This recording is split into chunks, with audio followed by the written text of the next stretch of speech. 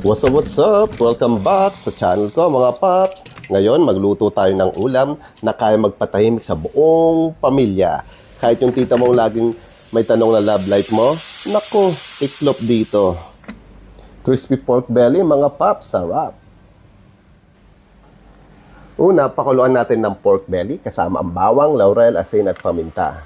Pakuluan natin siya hanggang lumambot. Blok, blok, blok, blok, blok. Hindi lang hanggang lumambot ang puso mo sa maling tao, ha? Painitin na ang mantika at tandaan, dapat mainit siya. Hindi yung tipong warm lang tulad ng mixed signals. Ilagay natin siya dahan-dahan kasi ayaw natin masabugan. Trauma na nga sa love life, ayaw na natin ng matroma sa mantika. Mga paps, magsuot kayo ng takip. Safety first, hindi po tayo immortal. Painggan nyo yan, mas crispy pa sa ugali ng kapitbahay mong marites. Grabe yung tunog. Ito yung klase ng crispy na maririnig hanggang kabilang barangay. Alright, Sawadee Paps, tikman na natin. Sarap, sarap. Grabe. Maraming sili at maraming sibuyas. Okay. Isang big bite ulit.